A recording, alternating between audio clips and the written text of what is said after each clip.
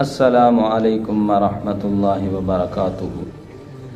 جیسا کہ ہم نے کل اپنی ویڈیو میں کہا تھا کہ آپ کے سوالوں کے جوابات دیے جائیں گے، آج ایک بھائی نے کمنٹ کیا ہے، جناب حسن معاویہ صاحب نے راولپنڈی سے یہ کمنٹ کیا ہے کہ قیامت کے دن سب سے پہلے کس چیز کا سوال ہوگا۔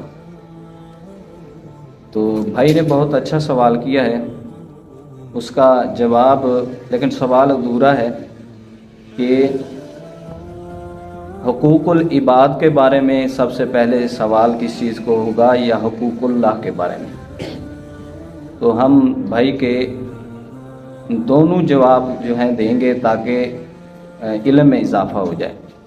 حقوق اللہ کے بارے میں سب سے پہلا سوال نماز کے بارے میں ہوگا، اور حقوق العباد کے بارے میں سب سے پہلا سوال قتل کے بارے میں ہوگا، کیونکہ قرآن پاک میں بھی اللہ تبارک و تعالی نے فرمایا ہے قتل کا بدلہ قتل ہی ہے، قتل کی معافی نہیں ہے۔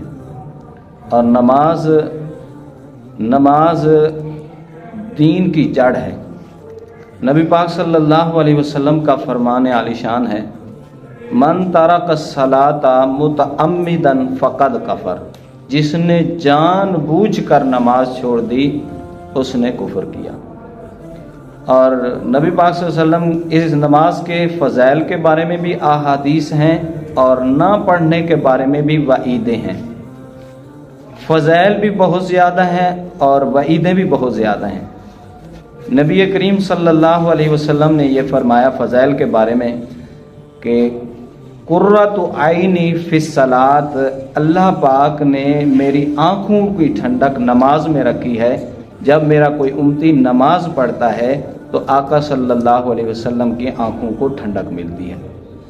اور نہ پڑھنے کے بارے میں نبی کریم صلی اللہ علیہ وسلم نے فرمایا، جیسے ترمذی شریف کی احادیث مبارکہ ہے،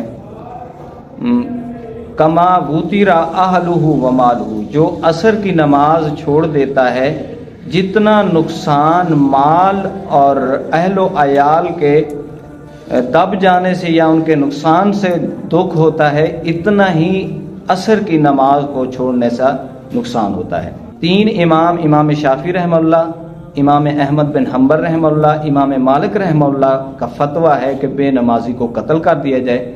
امام ابو حنیفہ رحمۃ اللہ علیہ فرماتے ہیں بے نمازی کو قتل نہیں کیا جائے گا بلکہ اس کو جیل میں ڈالا جائے گا اور اس کو سزا دی جائے گی جب تک وہ توبہ نہ کر لے اس کو جیل سے نہیں نکالا جائے گا۔ اللہ پاک ہمیں عمل کرنے کی توفیق نصیب فرمائے۔